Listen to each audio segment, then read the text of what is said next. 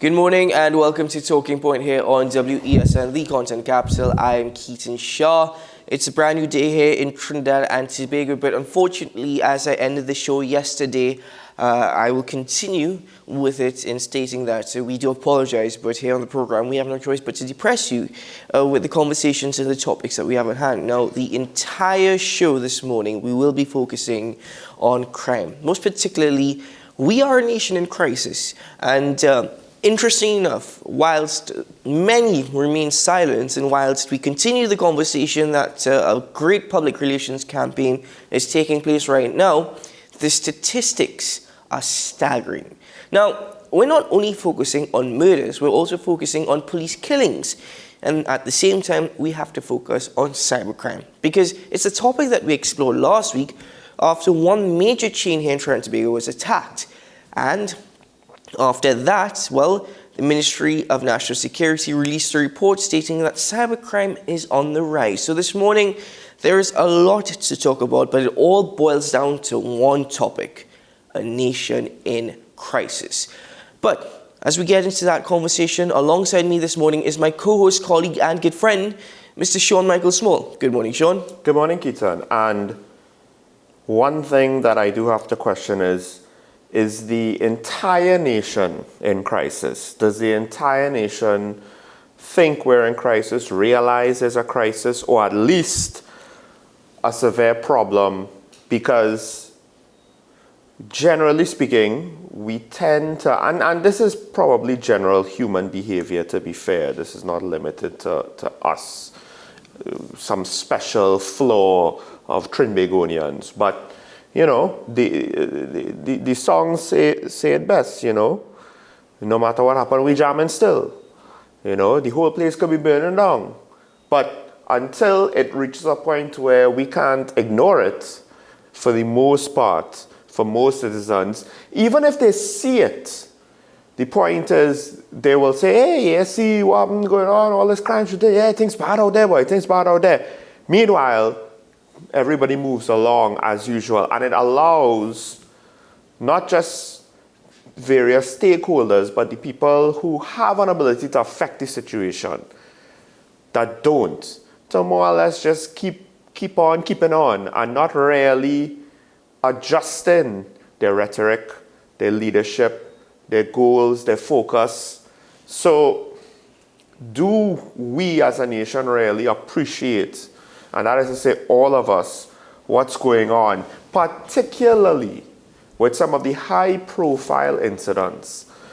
I would like to think that 10 years ago, some of these stories would have caused national outrage, but now, yeah, outrage is relative.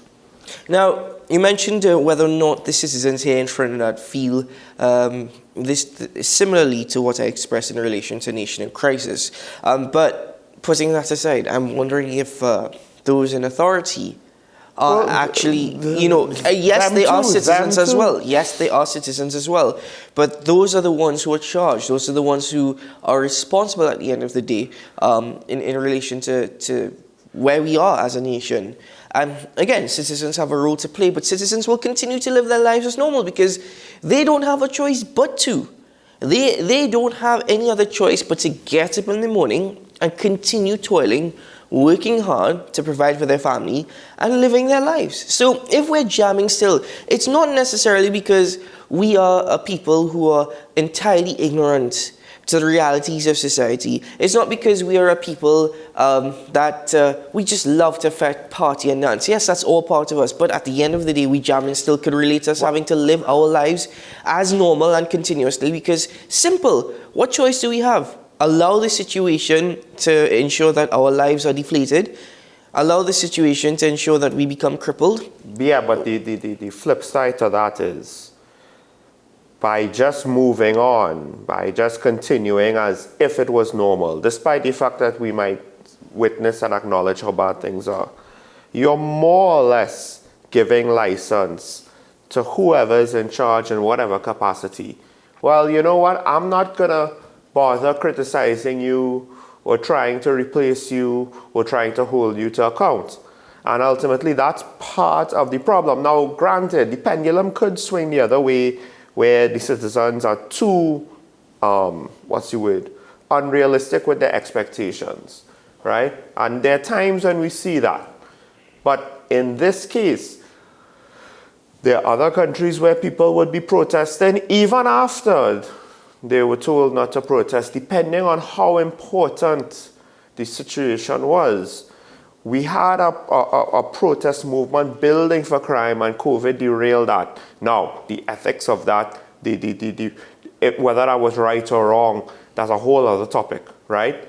But it should not be that the protesters, because there are times when protesters are going to be the people who are the most angry and they want to lash out via protest, right? And then that's how protests evolve into other things. What about the rest of the population that isn't saying anything? You know what I mean? At the end of the day, yes, normal citizens who are not witnesses to crime, there's only so much they could do. But are we in crisis? If we're in crisis, we should be doing as much as we can or more. And again, some of these stories that we have already pointed out multiple times before, that don't have a resolution, that are left hanging in the wind, I am a little bit surprised that we don't hear more about it. It's almost as though, I don't know if it reached the point where politicians stop talking about it because the population doesn't necessarily want to hear it, or if the politicians don't want to talk about it, so that's why the population stops taking it, stops paying close attention to it. I disagree with you to a certain extent. Not in relation to politicians not wanting to talk about it. I disagree to the extent that I think citizens are absolutely fed up. I think that is why a lot of citizens have stayed quiet, and it's also a certain level of fear that when you do speak up, that you will be shut down almost immediately, not only by society, but by those in authority. You will be instantly chastised for expressing your thoughts and opinion. And I think that combination of fear, as well as being totally and utterly fed up and disgusted, there are some who absolutely do not care, for whatever reason it may be. They just don't care. Let's admit that exists. But for the most part, because of that level of fear and just being fed up, I think citizens have remained rather quiet. There are those now who are beginning to talk more and more. And you're starting to see it. There are a lot more protests. Sometimes I believe that the reasons behind the protest may not necessarily be justified. Or sometimes I think to myself, be careful what you wish for. Simply because there was one protest that took place with fishermen yesterday over the partial adjustment to fuel prices. By the way, I love that term, partial adjustment. You know, wonderful term, think about it. But they're stating that we want a committee set up to examine and regulate fuel prices in Trinidad and Tobago.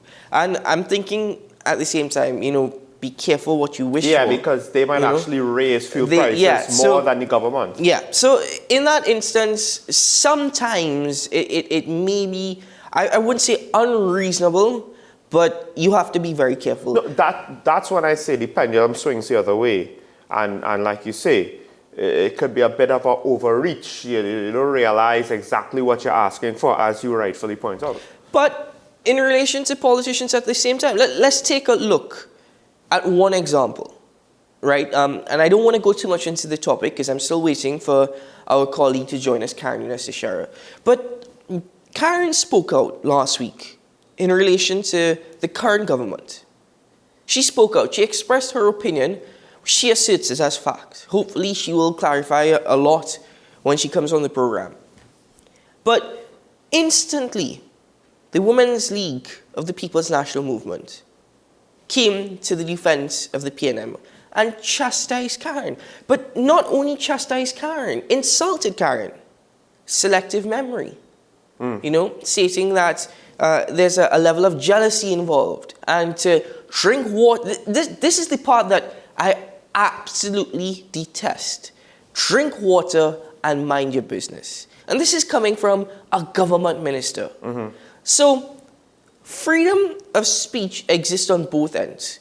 I'm allowed to say whatever I want as long as I'm respectful, as long as whatever I express, I have some base of evidence to back it up. Mm-hmm. But as I said, it goes both ways. So those in authority or those who are chastised could respond as well, however they want to, even if it's disrespectful and insulting. And there are going to be those who support those responses. I am almost certain because, again, though it came from a sitting government minister, officially it came from the women's arm. Of which I believe she is the chair. Right. And at the end of it all, there are going to be those who support this. But if the tables were turned, I'm pretty sure there will be condemnation. We're condemning this. You know, we are utterly surprised and shocked that this is how you act and this is how you speak. And this is what I'm saying, it goes for all citizens. So a great level of fear, a great level of mistrust, and we totally and utterly fed up. What's the point? I can't blame citizens for wanting to remain quiet and just continue their lives.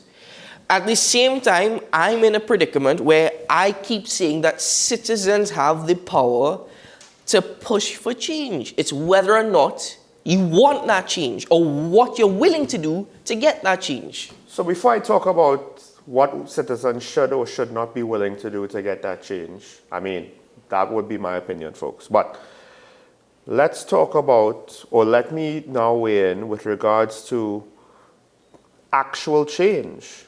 Because I think you pointed this out at least once before, I could be wrong. But Opposition Senator Damian Lyda, he pointed out his opinion with regards to government and their inability to deal with crime. Now, let me just say off the top, I don't necessarily agree with his statement saying, well, this government is unable to deal with crime, and as if that is something special, right? I think that is an ongoing problem we've had with successive governments with crime being out of control. With that said, he did have a very good argument, and like again, I believe you pointed it out before.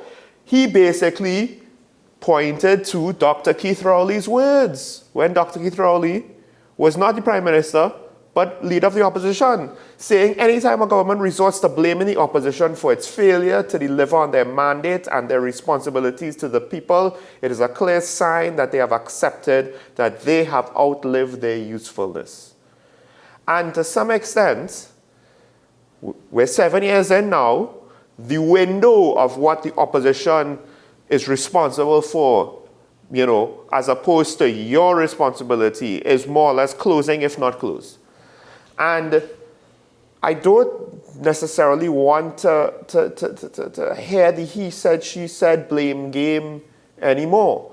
I don't mind if your solutions don't work, but we're not even necessarily hearing the implementation of solutions, seeing anything done differently. The flip side, of course, is, with all respects to Senator Lyda, it's not as though we could expect some great change in policy with regards to national security if the UNC is elected. Because again, it goes back to what I'm saying. You know, if they're going to just basically act like how the other act, but use the words of the other condemning the same action, right? So they're acting like how Dr. Keith Rowley acted, but yet are willing to use his words to condemn when convenient, and are willing to degrade his words to condemn when convenient. What's the difference here? And I think we can't just expect the other party to figure it out and to offer an alternative in some things. And crime is one of them. We can't wait for them to offer an alternative. Because this is where what I mean when I think that it's more or less business as usual for the politicians. Now, Senator Lyda is not necessarily someone who has the same parliamentarian history as some of his peers. But make no mistake, when they speak for their party. Forgive me.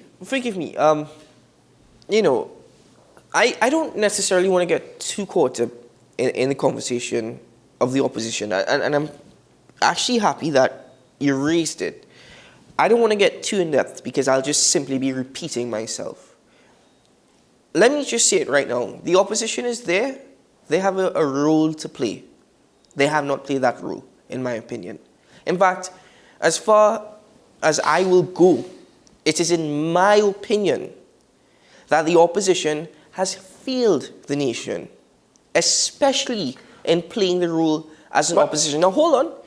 And I'm not necessarily saying that it is due to the incompetence or the political blindness on the part of opposition members. I think that there are brilliant members of the opposition who can do an excellent job, and at times you see that spark.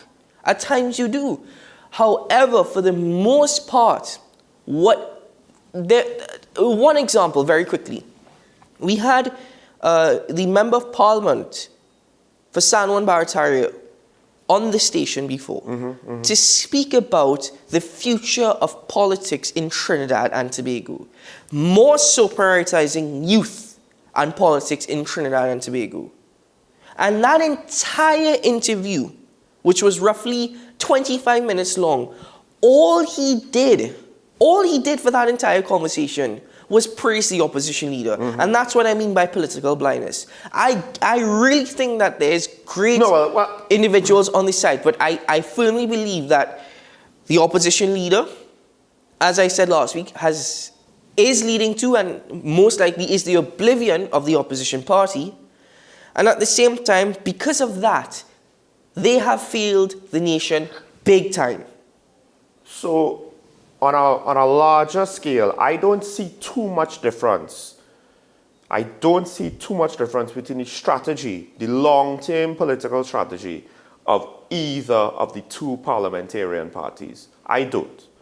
Right? Now, I think maybe the PNM is just doing it in a little bit more digestible way. There is no strategy because right? It's a two-party system. It's a two-party system. Right, but you would think that one party conducts moves and then the other party has to either figure out how to counter those moves. That's not what we see. And crime is the best example for that. Really and truly, what is the difference in approach with regards to crime between the various administrations we've had? The only difference is who had more money to spend. That's basically it. Okay, yes, the People's Partnership had a state of emergency for a few months. We don't necessarily know exactly what the emergency was, but don't really care to get into that debate. For the most part, which last Prime Minister was in power and oversaw the police catching a big fish, making a big haul? Yes, you get some guns, I understand. And some of the interventions with regards to gun smuggling that former Commissioner Griffith did, I mean, yes, they were impressive, but they didn't seem to really affect anything. They didn't seem to really curtail gun violence, which means that for all the guns that the TTPS have gotten and still get, there's still so much more out there on the streets. So it comes back down to this. Are we going to wait on the political class, right, to figure it out for us? Why are we waiting on them completely? Why are we just letting them do it in their timing when we know that they're slow? They're slow. They're slow on the uptake. They're slow on implementation. They're slow on getting new ideas for solutions. They're slow on consultation. Why are we waiting on them? And this is one of the situations where from what I understand, I'm not entirely sure if it's a quote or if it's just a saying that came from a misunderstanding of a quote. But, it's very famous. The only thing necessary for evil to triumph is for good men to do nothing. And, politics is one thing, and you could say it's applicable to politics. But our crime situation, we have not seen anything innovative about our crime. We hear a lot of innovation about 21st century policing. How much times we've heard about new techniques and technology and new methods and training and stuff. This senior officer or that commissioner has these credentials. What do we see on the ground? What we see on the ground is when officers shoot another officer, it causes a section of the country to be basically shaken down in an attempt to find a suspect for what might just be a non-existent crime. That is how sophisticated our methods are. We have sophisticated methods. We have methods. We think that somebody shot a police officer, we will shake down and beat down the people in the surrounding areas to try and find the suspect. That's how sophisticated things get. Needless to say, we're not even sure who shot the officer. But we'll roll with it. Anyway, forgive Sean and I for our little rant this morning, although I think sometimes it's absolutely necessary to get this out of your system. More so, did we say anything that was untrue? No. I don't think so. No. Anyway, folks, let's take a break here on the program. When we're returning, well, we get into that actual topic of crime this morning. Everything we spoke about dealt with a form of crime, and that is white-collar crime and an injustice to the people. But we'll get into the serious statistics when we return after this. A conspiracy of laziness against the people.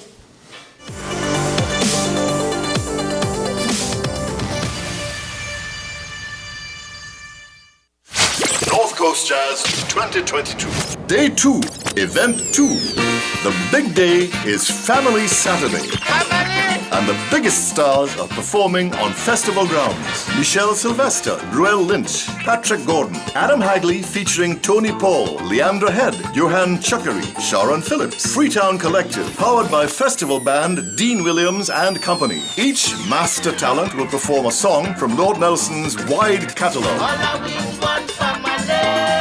Saturday, Family, May 28th. Together again. Festival grounds, Blanchisseurs. Family, a tribute to Lord Nelson. North Coast Jazz and Heritage Festival 2022. 3 days, 3 events, 3 experiences. Born here, played here. Get your tickets now at Crosby St. James, Extra Foods Arima, Sangre Grande, Grand Bazaar, Endeavour and Chaguanas, Digicel Trend City and C3 Malls, and Digicel Head Office, 11C Maraval, WESN, 38 Gattaca Street, Woodbrook, Suntix.com, or call our ticket hotline at 628-5835 or 681-1516. Tune in to WESN Content Capital from May 5th to 13th as we bring you exclusive coverage of the TTCB's T20 Festival. 8 teams will face off at the Cricket Centre in Balmain, Couva. Follow us for the live action only on WESN Content Capital, your home for cricket. There's a taste in the air everywhere.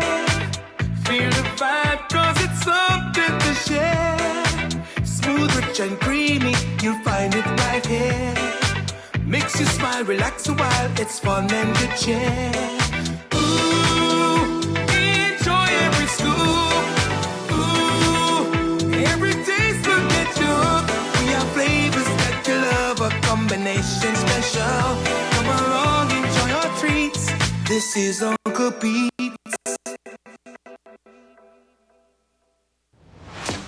Is it politics? What is it? Is it that nobody cares about sports? The kind of support that sport used to get in the past is no longer here. The thing is, taking a knee doesn't mean that that's the only thing you're doing on it. Right. Taking a knee along with other stuff. Samantha, what are you looking forward to when you return home to Trinidad and Tobago after winning the title? Thank you very much for speaking it into existence. Is it no pressure on Nicholas Paul? It makes me more motivated to work hard and to go out there and rep the white and black. Why are we sending a team to the Winter Olympics? There are a number of Trinbagonians who are in the diaspora and have grown up in winter sport. It's an opportunity that the Trinidad and Tobago Olympic Committee will not close the door on. I also believe in the players that we have. Once you can motivate the players, you can get the best out of them.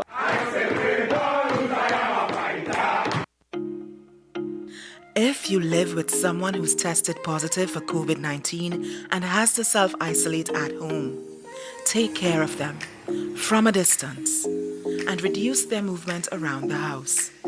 Give them space, a designated space, and open those windows.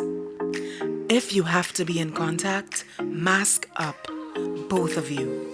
If you work, stay home from work and don't go out.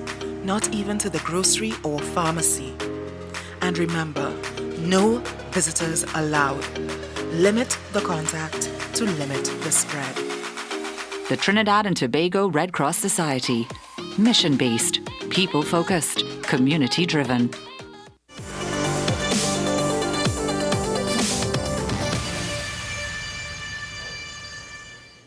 Welcome back to the program. Very quickly, before we just get into that topic of crime, I know we've delayed it long enough, but I just want to share a quote with you from George Orwell. We spoke about a two-party system which has been dominated by the United National Congress and perhaps coalitions and the People's National Movement. And the unfortunate thing is, often when elections come around, whether it be we are voting, ethnic-based voting, whether it be we're voting based on a commonality or for whatever reason it may be, we don't have a choice. We have to vote out the government, and who are we going to put in? The lesser of two evils. Well, George Orwell once said, a people that elect corrupt politicians, imposters, thieves, and traitors are not victims, but accomplices. And that's very, very true. Absolutely true, especially here in Trinidad and Tobago. No, the thing is, you give a politician a chance, they end up being a bad egg. You know, fine, shame on the politician. You keep giving the same set of politicians a chance. And this is where I think now we need to be true to ourselves. If I support one party, the people who support the other party cannot be 100% completely wrong, completely immoral, completely out of their mind, completely incapable, lacking good judgment.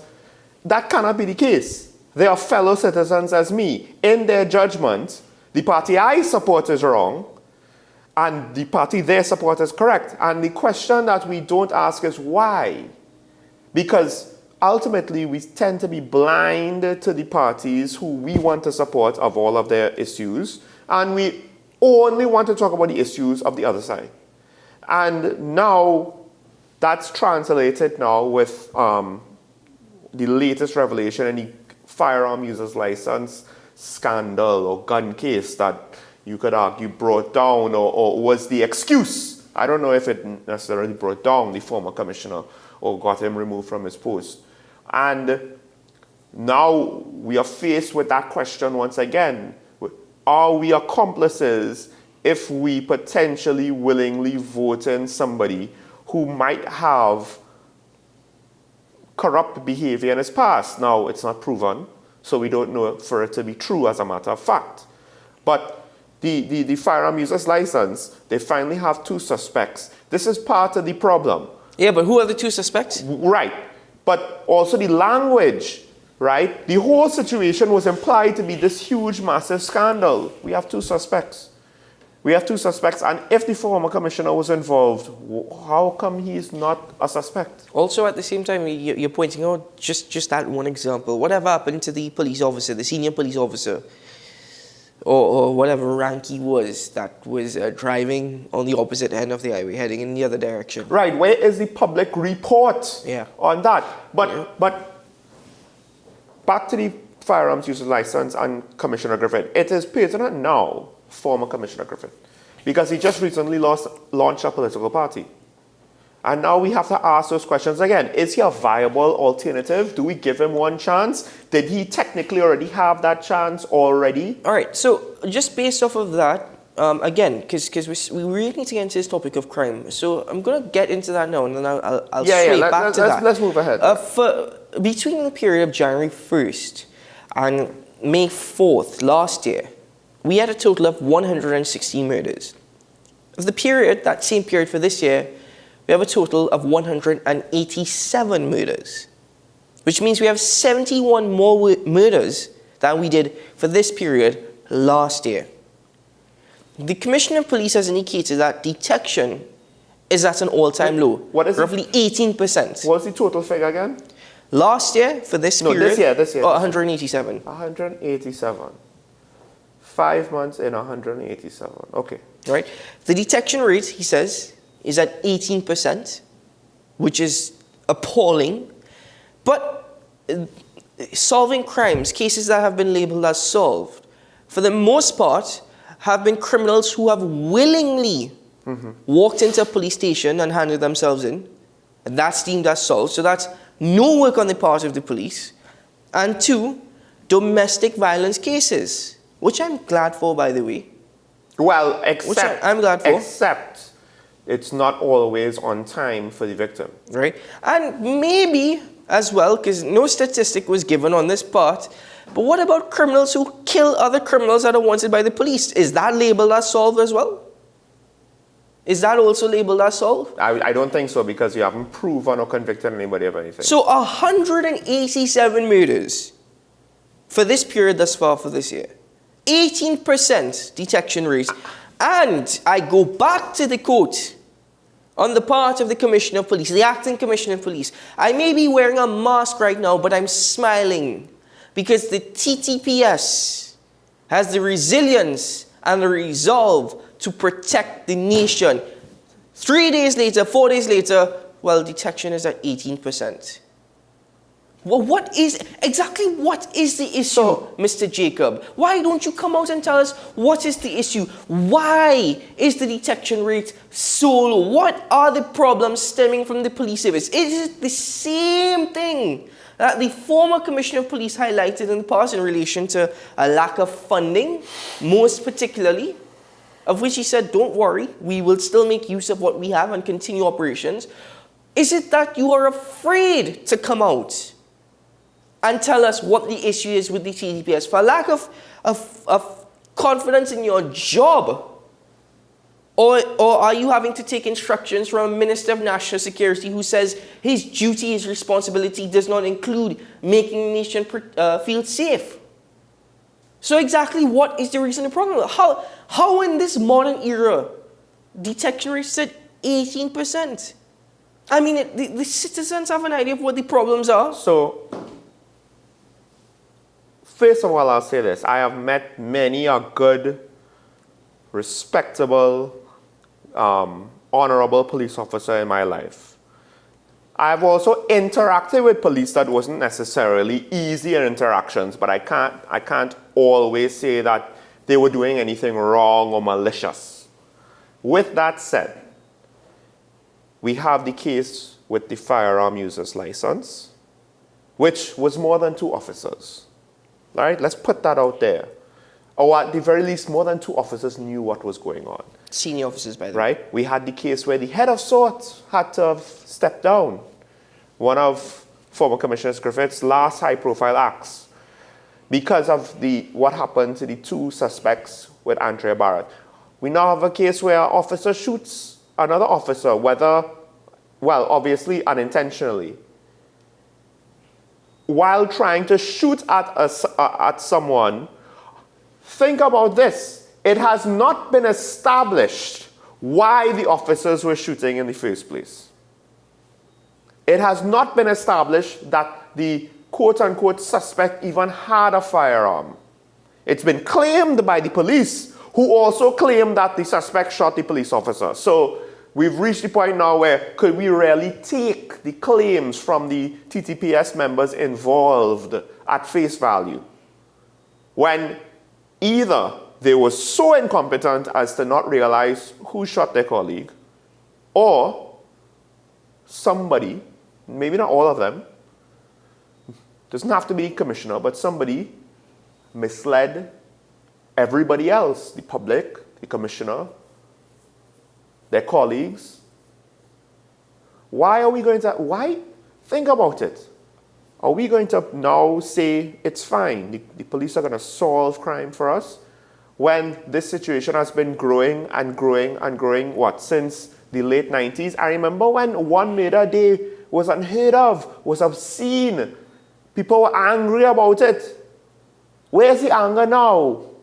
We're at 187, 5 months in.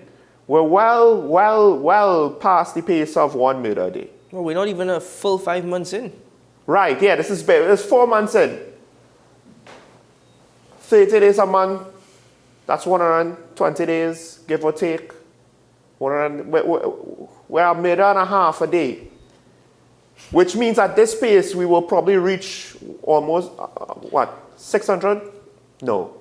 This is where I'm mixing now a bit of politics and the crime situation. Do you believe that the current crime situation here in Trinidad and Tobago, I'm trying to word this in an appropriate manner, given that the former Commissioner of Police, Gary Griffith Jr., launched his political party on Saturday, do you think that, and by the way, one of his achievements was actually raising confidence in the police to an all-time high at 55%, right? The approval rating by the public. Do you think that the current crime situation in Trinidad and Tobago is an asset to Gary Griffith and his campaign? Potentially. I mean, I alluded to that yesterday. Particularly with how, again, it's not just the shooting. It's what the commissioner said. It's the shakedown we saw in the Diego Martin area. The mosque, where property was destroyed, where they seem to have no consideration for the rights of the citizens because they needed to find the person who shot their fellow officer, except that person was probably walking around right next to them all the time and they didn't even know it. Yes, I think it potentially is beneficial to the political aspirations of one Gary Griffith Jr., except that now includes, it has been brought up again, the firearm users license situation. So ultimately, you do have to ask, people have to be true to themselves. How much did Gary really accomplish? He got confidence up, and that might have been a good first step. I don't know if he got beyond what I would consider preliminary steps to solving crime. I don't think he solved the crime. I don't think he had any major wins that really helped the situation in any significant way. Maybe it did. Maybe it prevented things from blowing up even further. But to some extent, I don't think maintaining a bad situation and preventing a bad situation from getting worse is a sign of a good job. I think maybe it's a sign of an average job at best. But then what's average is average allowing crime to continue to be in a horrible state. The flip side is, one would think, I'm quicker to forgive the economic situation because of the external factors. And I'm quicker to forgive some crime because it's born from those same economic external factors. Bad economy, people get more desperate. I've been saying that for months now. The problem is, I'm not seeing anything. What are we hearing from any sort of leadership that's special or new or different? That's anything but buzzwords. That's all the commissioner basically said, you know. It was a lot of empty speech. Maybe he wants to be a politician in a couple of years too. It doesn't mean anything. What is being done differently? That's maybe in one area where, for better or worse, Gary was not just better than the current commissioner and his predecessor, but also better than a lot of politicians. It's not just, he fed us just enough to make us think things were heading in the right direction, whether it was correct or not. He communicated better than far too many people who currently hold various offices that are responsible for the governance of the country and for crime right now. And if you are a Gary Griffith detractor, that doesn't mean what I just said is incorrect. What it means is the situation is worse than you might want to admit. Let's move across now. We're sticking to the police. And again, I feel it necessary to say this, that it's not a matter of putting down the TTPS. We don't have to do that. We don't need to do that. The TTPS can do that in their own right. We respect the police. We respect the job that they do. Whether or not we have confidence or faith in that service, that's a totally different question. But as we get into that conversation, let's take a quick break here. I think you need a break. And when we return, I'll give you some more statistics. Stay tuned to Talking Point.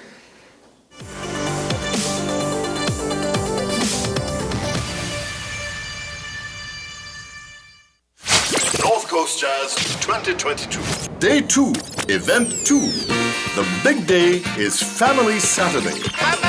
and the biggest stars are performing on festival grounds. Michelle Sylvester, Ruel Lynch, Patrick Gordon, Adam Hagley featuring Tony Paul, Leandra Head, Johan Chuckery, Sharon Phillips, Freetown Collective, powered by festival band Dean Williams and Company. Each master talent will perform a song from Lord Nelson's wide catalogue. Saturday, Family, May 28th. Together again. Festival Grounds, Blanchisseurs. Family, a tribute to Lord Nelson. North Coast Jazz and Heritage Festival 2022. 3 days, 3 events, 3 experiences. Born here, played here. Get your tickets now at Crosby St. James, Extra Foods Arima, Sangre Grande, Grand Bazaar, Endeavour and Chaguanas, Digicel Trend City and C3 Malls, and Digicel Head Office, 11C Maraval, WESN, 38 Gattaca Street, Woodbrook, Suntix.com, or call our ticket hotline at 628-5835 or 681-1516. I love it when a company understands me and I can get support when I need it most. Accessing an eye care professional online is priceless, and that's why I choose Ferrera Optical Virtual Care. The convenience of a virtual visit fits my lifestyle perfectly because they connect with me wherever I am. Don't believe me? Then try it for yourself. Just log on to www.ferreraoptical.com and choose your virtual care. You'll thank me later. It may seem like the hardest thing to do right now, but we all need each other to wear a mask, wash our hands, watch our physical distance, and stay at home. We need you safe. Together we can make the difference. Together we can curb the spread of COVID-19. So let's be responsible in our actions. The Trinidad and Tobago Red Cross Society. Mission-based, people-focused, community-driven.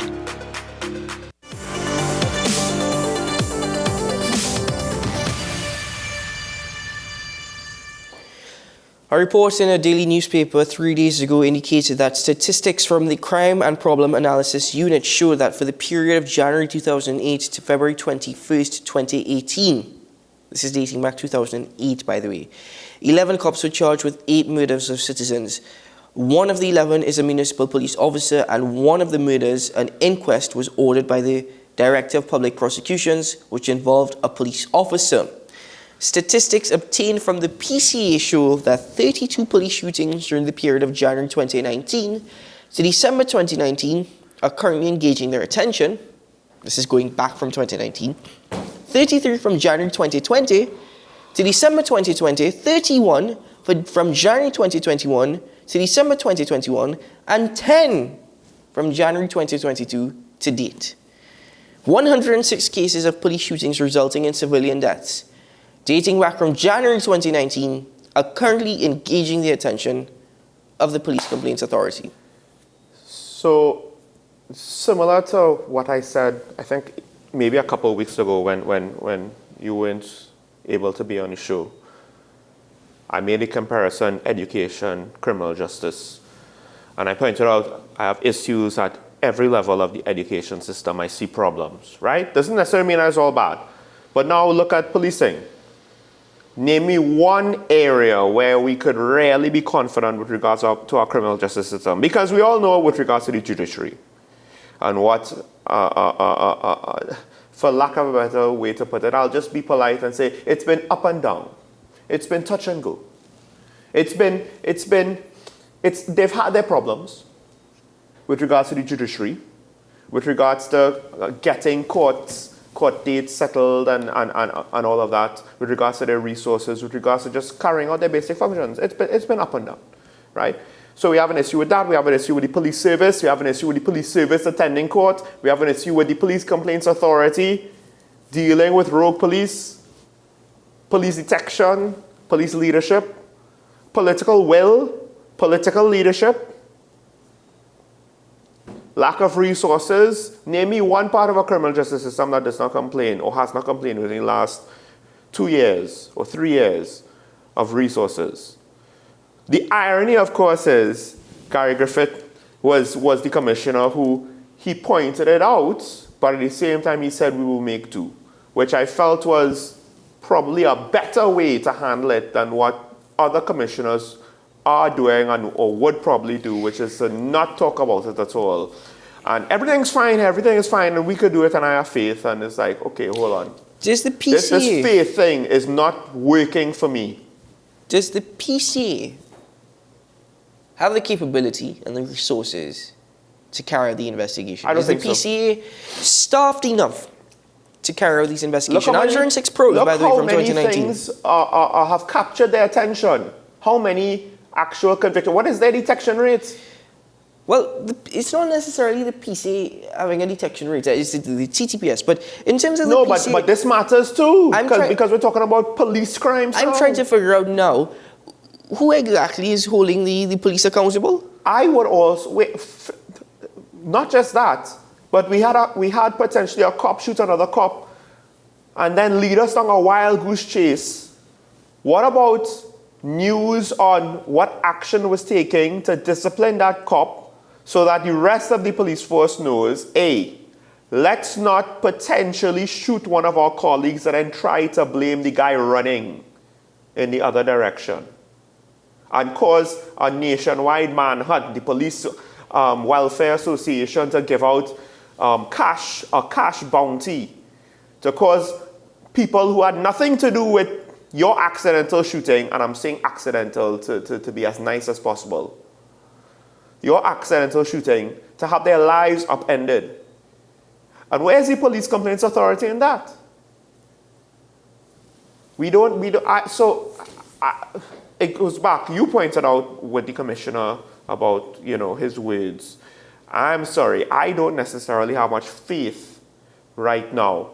So then we have to ask ourselves, what are we doing or not doing? And it's not as though I'm not saying vigilante justice. We should not take justice in our own hands. But this is not something where we could potentially wait for change. This might be something where we have to demand change now, or we're fine with the murder rate. It's fine. Everything is fine here. With the dog in the room, the fire is burning everything down. But it's fine there. We're sipping our tea, drinking our coffee. Nothing to see. Do you want to know what's a vindication to journalism? 76% of the complaints in which the PCA have initiated investigations come from reports published from media here in France. And I will have to say, good job on that media. And I'm very critical of our media, but good job on that, because if we didn't have that, what would we have? What would we have? And I'm trying to figure out if... Although the number... I suspect that that's not beyond the norm, that media sheds the light on these things, and that's where police complaints authorities, internal investigation bureaus, the various arms of police jurisdictions around the world that investigate other police, I suspect they will get their stuff from the media. So basically, the PCA wouldn't be able to have much oversight over the police unless it was for the media. That's what we see.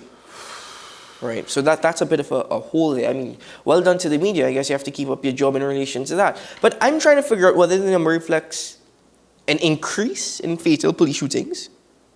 We don't know. Whether it is greater willingness on the part of the public to come forward and make reports or complaints. If this is growing confidence in the PCA, or if it's their own willingness to enact investigations. I mean, last year, what did we hear about from the PCA? There was serious things that we wanted to hear from the PCA, but we didn't.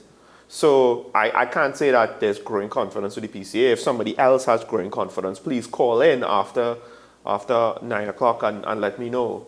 But to me, the PCA just seemed like a black hole where there should have been a body to investigate the crimes of police officers or the behavior of police officers. I saw a black hole of nothingness. At the end of the day, when the now defunct, think about it, the entire Service Commission resigned over this. They have to institute the investigation. Where's the Police Complaints Authority then? So the systems, again, I come back to, we as a people, are we just going to stand for it? Are we going to have trust and faith in the system. Look at what happened with SEA. Those parents had trust and faith in the system too. The children who were first and second weren't actually first and second. It took 2 years to figure this out. Folks, like we said, we don't mean to depress your mornings. We don't mean to really come and have to dampen your day, especially when it's a beautiful day outside. Well, I assume it's still beautiful. It was nice and sunny when I walked in this morning. I hope it's still the same. But this is the reality of society.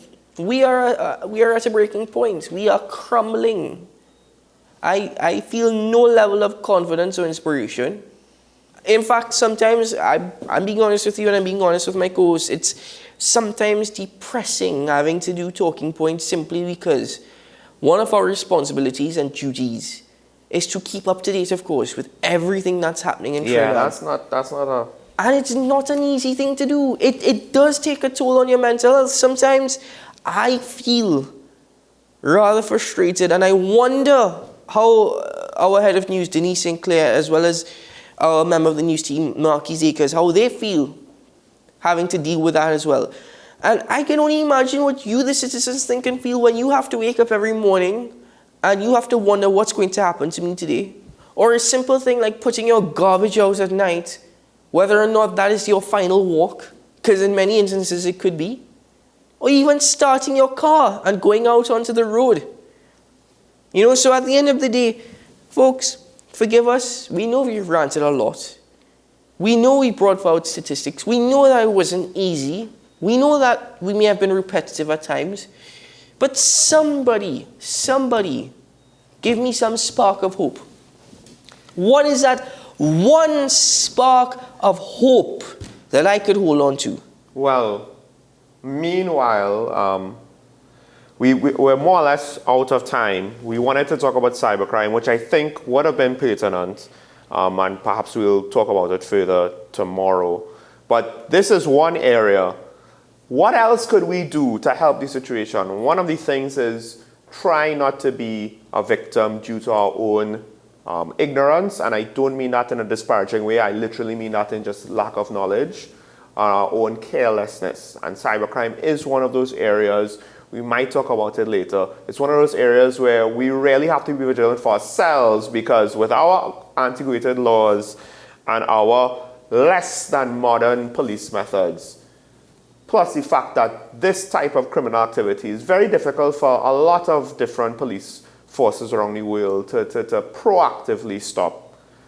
This is something where, for all of our viewers, we talked about it yesterday, you need to be a little bit more vigilant, a little bit more wary about things that you receive or communicated to you over the internet. We will also discuss cybercrime, of course, but we also need to discuss vigilante justice. I have a fear that we're going to see an explosion of that taking place. It might happen, yes. No, it already is happening, by the way. Right? I have a fear we're going to see a lot more of it happening, and I say fear because, unfortunately, as they say, the law is, well, I can't say that word on it, can I? Anyway, let's break for news, and when we return, we open up the phone lines this morning.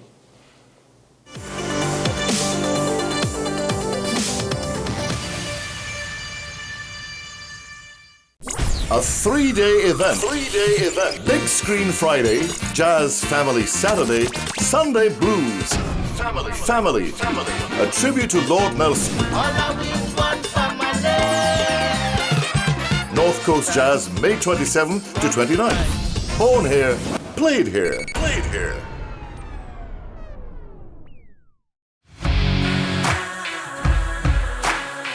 Every day, we communicate through stories. Stories of ourselves, our challenges, our goals, our experiences, and our aspirations.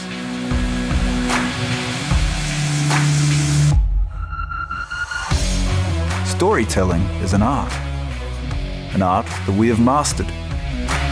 WESN Film Studios comprises a collaborative team of experts with extensive industry experience locally, regionally, and internationally.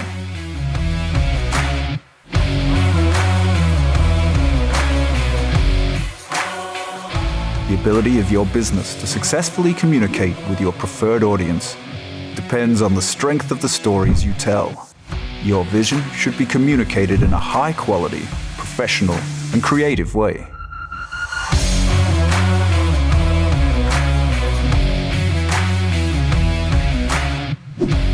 From concept to post-production, advertising to film, multi-camera productions, live events, streaming, and virtual conferencing, we are WESN Film Studio.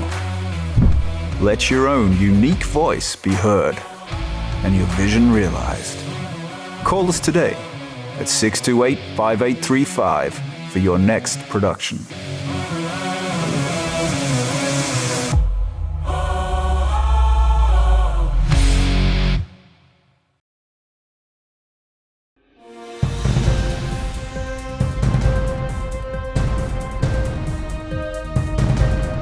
Seven is out. All day is in.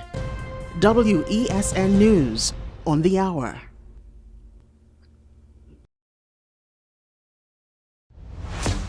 Is it politics? What is it that nobody cares about sports? The kind of support that sport used to get in the past is no longer here. The thing is, taking a knee doesn't mean that that's the only thing you do in Andre. Right. Taking a knee along with other stuff. Samantha, what are you looking forward to when you return home to Trinidad and Tobago after winning the title?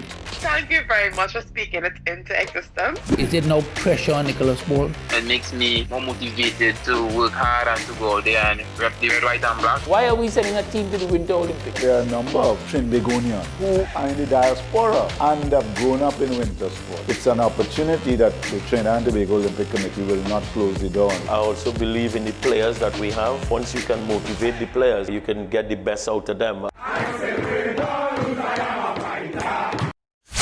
North Coast Jazz 2022. After Family Saturday, the sky ignites with Blue Sunday, where Juve meets Pan meets Soca. Juve meets Pan meets Soca. A Juve experience featuring Hadco's Phase 2 Pan Groove, Mixmaster DJs, and powerful soca. Witness the expression of a new-found freedom with paint and vibes. Dance along to the music of our national instrument. Blue Sunday. Blue Sunday. A colorful experience. A tradition you won't want to miss. Looking for somebody to jam with me and have some fun. Juve. Sunday, May 29th, Festival Grounds, Blanchisseuse. North Coast Jazz and Heritage Festival 2022. 3 days, 3 events, 3 experiences. Born here, played here. Tickets available at Crosby St. James, Extra Foods Arima, Grand Bazaar, Endeavour and Chaguanas, Extra Foods Sagre Grande, Digicel, Trin City and Gulf City Malls, WESN, 38 Gattaca Street, Woodbrook, Suntix.com, or call our ticket hotline at 628-5835 or 681-1516.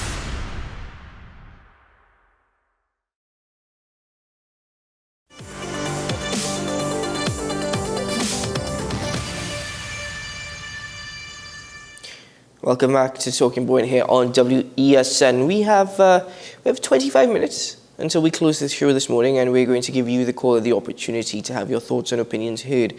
Well, we vented to you, so we're more than happy if you vent us this morning. We will share that opportunity with you. 623-9376, 622-9338. The numbers are up on your screen. Call in and join us. I really have a topic to hit on this Commissioner of Police situation here, because it's been months now, still no progress in relation to appointing a new Commissioner of Police, and I'm wondering whether or not citizens should be allowed to elect a Commissioner of Police. I mean, I'm wondering. I think we'll see the same results. I don't really have much faith because, I mean, you really have no faith this morning? No. Anyway, we have a call on the line with us from Jacob Show me Martin. one area to have faith in, and then you even asked. Good morning, caller. Good morning, Miss Gentleman, Mr. Shah, and Mr. Small. Good morning. Please don't get frustrated. When good men remain silent, evil prevails. So I want you all, you have my support, and we go tackle the issues using this forum one by one. I'm going to talk about Ms. Nunes down the road, but let me talk about the police service. Mm-hmm. As I mentioned in previous program, 2 institutions has caused this country to be that. The judiciary and the police service. Mm-hmm. And by extension, I have put in sometime earlier this week or last week, the media, because the media has been doing some falsification in some of the news articles. And in one particular news article, I saw a very prominent journalist misrepresent everything from the Joint Select Committee on WASA. Mm-hmm. All right. What has happened to the police service? We know it collapsed. We know Bara Jagdev, what he said is true. There is one particular institution or department that was established, I believe, with Gibbs and Iwatsky. That was the only progressive thing I have seen, and to some extent, Gary Griffith done in the last 15 years in the police service. PSB, that was the Iwatsky and Gibbs together with community policing. Mm-hmm. Two progressive things. Let us get the demand from the West, who they call West, demand from the East, who they call West, the PCA. In 2018, a very critical investigation about police service with respect to the Akil Chambers. Yeah. What has come to that investigation? Mm-hmm. Has those policemen who misrepresented or who, you know what I'm going to say, let me know there's no expletive, who was part of that investigation, have they been promoted? Are they still in the police service? Mm-hmm. We want to know all of that. If you can't tell us, spill the thing. Tell us where they are now, or are they home on a fat pension? Okay, to get a quick point. We have a frequent flyer prime minister. And why I'm saying that, he's going all over the place. And I suspect his priority based on Karen's verbal or webinar contribution. She said the FIU and people were jostling for position. Is the FIU compromised now? Are the people in the FIU divulging information for protection and having the chariot go all over the world to mitigate serious problems in the banking system? And we know we're going with it. Yeah. Cocaine traffic, money laundering. Mm-hmm. He didn't beg for vaccine to save lives, but he's begging for breaking, blacklisting the financial institution. I'm just saying so. That is how I'm looking at it. Mm-hmm. I'll go and have a nice Have a nice day. Caller, you have a very open mind, I must say. Well, let's not push any conspiracy, but certainly a very open mind and you think very deeply. We have a caller on the line with us from Tobago. Good morning, caller. Good morning, gentlemen. Morning. Good morning. Welcome back, Kitan. Thank you. Back to your feisty self there on screen and showing us how that Dom did a great job. He did. Gentlemen, I maintain that the criminal element amongst us is not the majority.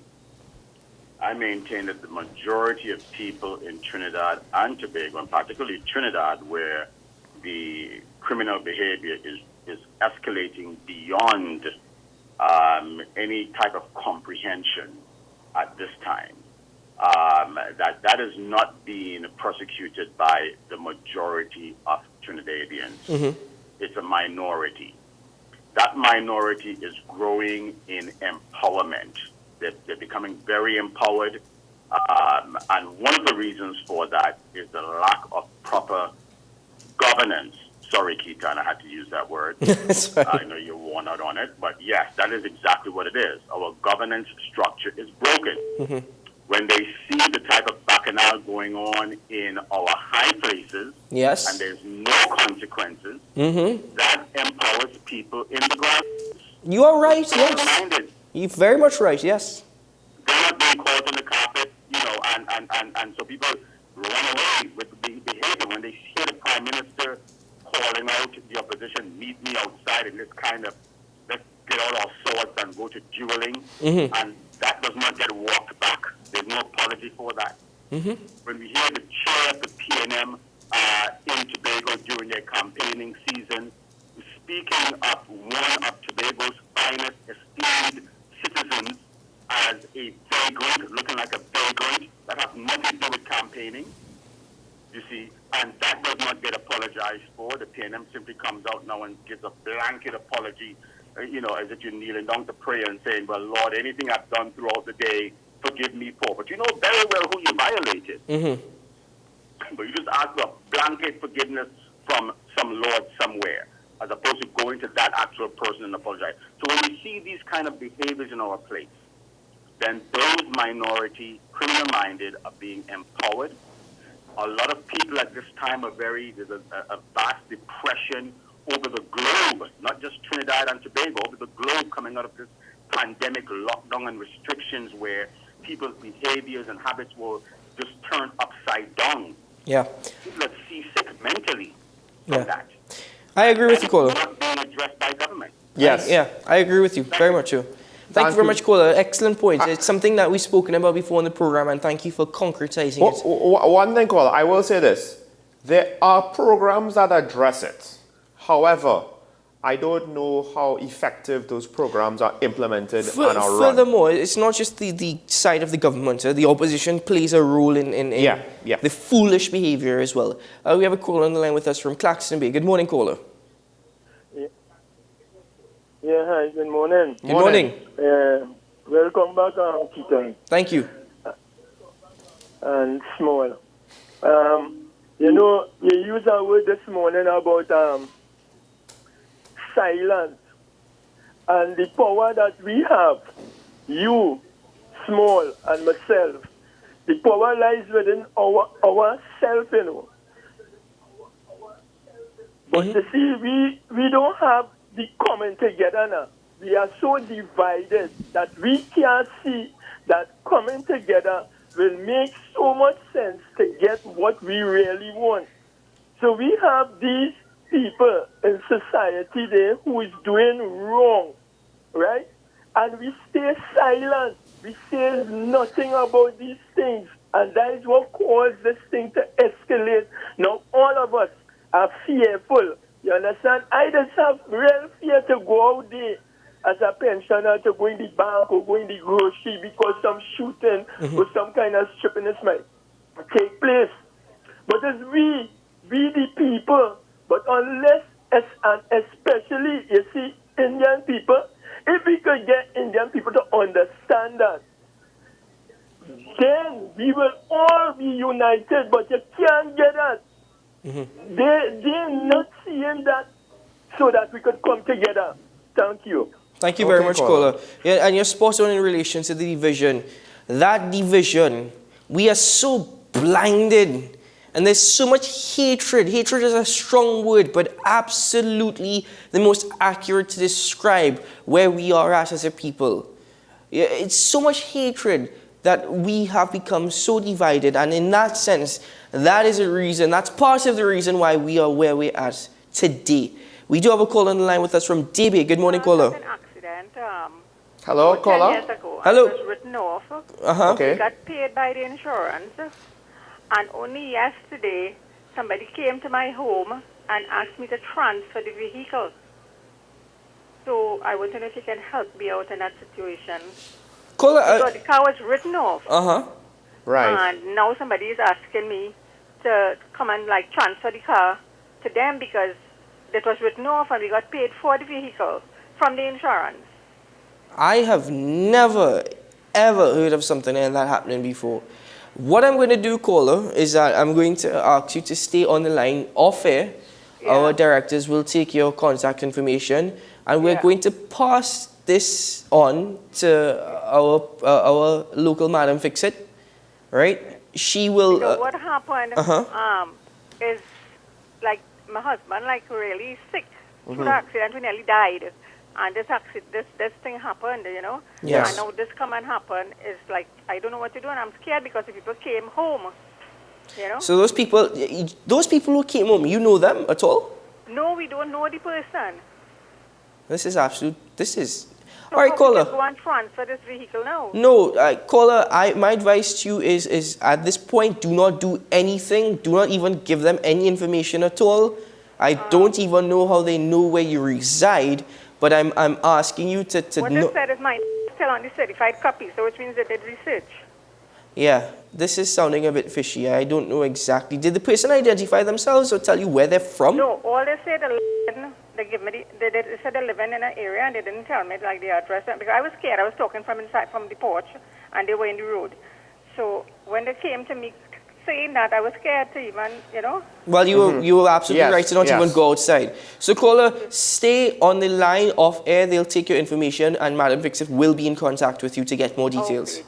Thank you very much, caller, for calling in and sharing that with us, because that's a prime example of us having no idea at all as to what's going on. But I'm not saying that it's criminal activity. I'm just saying that this is how things are happening now. People are coming to your gate.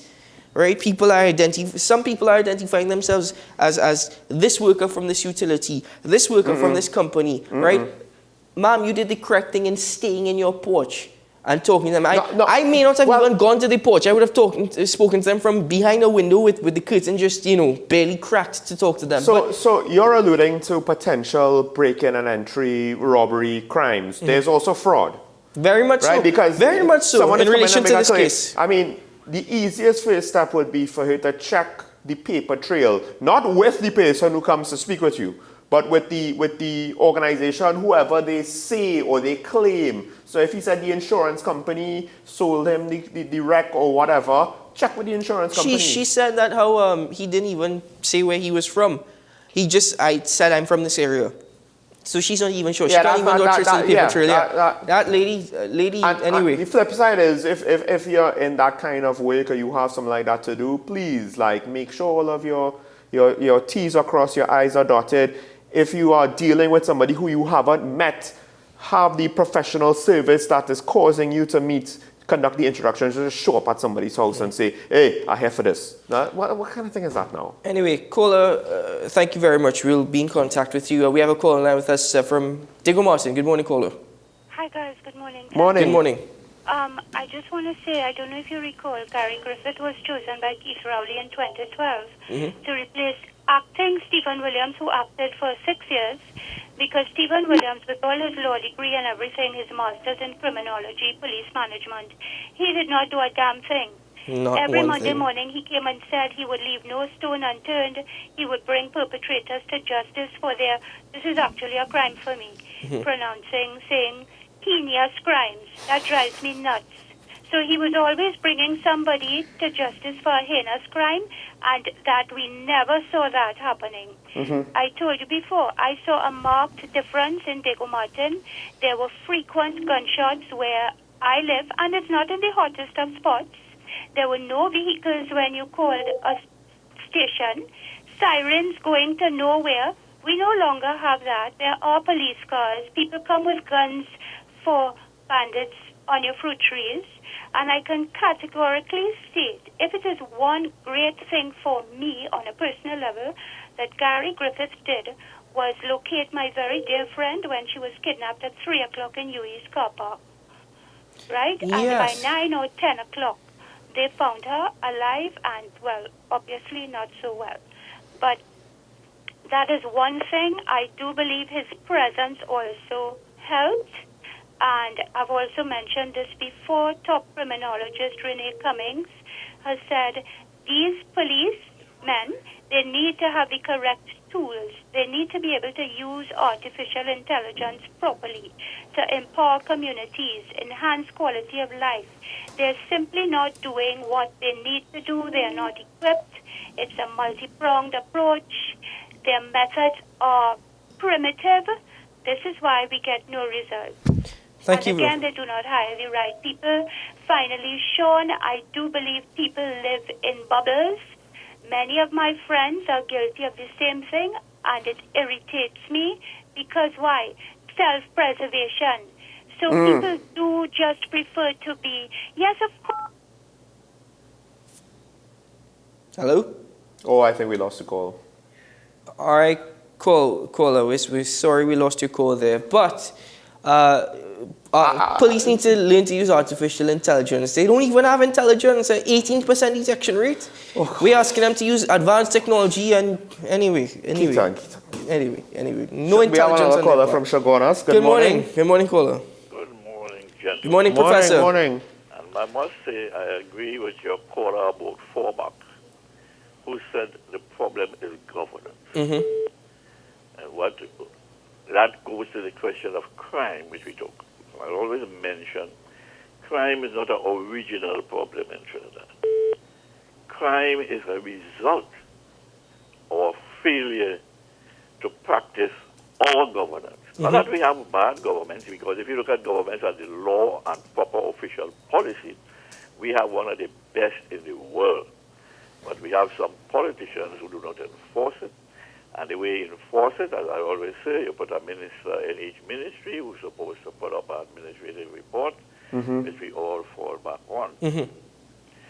You some time ago expected me to talk about the refinery, and I wanted to get the official statement. I never got it to talk about it. But what I will always say about the refinery is that there is no evidence that the refinery was not operated properly. It was the effect of the gas to liquid plants which was forced in there, despite the permanent secretary in the Ministry of Energy, a man who lectures petroleum energy in UWI, telling them it was nonsense, and they transferred him to the Ministry of Works. Which is often a problem, yeah, often a problem, Professor, and I think you might agree with that in one ministry, if you do not agree with the minister and whatnot, it's very difficult to fire you, so they transfer you across to another ministry. Permanent secretaries are permanent. And they've been swapped, before. Because when you're swapped, then you're not really permanent. The secretary is supposed to carry out the law, and the minister is supposed to see he do it, so there can be no conflict there. Yeah, and when you pick permanent secretaries like you pick now, to do what you want and to break the law, right? How you had property tax, where the official report said give the property tax to the regional authorities, and in the end they did the opposite. What did the permanent secretary do in that sense? So when you have compliance, and this is the reason they have in government today, what your colleague in your other program says about how contract officers and temporary officers are recruited, they do not have public service commission's protection, and they can be fired and hired at will. That is the cause of it. And that is against good governance. Before I hang up today, you change your procedure. Well, for a lot of what you said, I agree with you, Professor. Professor, I will just say this though. I don't know what you disagree with. Professor, I will just give you a warning with regards to your words on governance and what the current politicians have been or have not been doing. You know, just be careful. You might get the PNM Juven League to come and send you a strongly worded letter saying I will welcome them. So you don't know. All right, Professor, thank you. Thank you. He's right, though. He's right. Listen, sticks crime and is not an original problem. Sticks and stones might break my bones, but words, they can't do no harm. Because somebody tell that to our politicians, please. Sean, hey, hold on. We have a call. I've been waiting for this call for a while. Hello, good morning, caller. Morning, Sean. Morning, Keaton. Morning, Mr. Fisherman. Yeah, I just want to say, the clip you see with the people in red and skis, that's a fun. I just want to see that.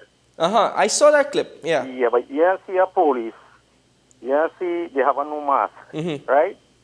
Yeah, in these 3 days, maybe I don't know how much, it's 100 or maybe more people. But our school children have to put on masks for 8 hours to go to school. You understand? And you not wearing a mask, you're seeing police around your church. Yeah. And I don't know if you all see the clip with Miss Nunes, the sheriff. Yeah, we have it, yeah. Whatever she had said about inform Patrick Manning time and shall report the incident.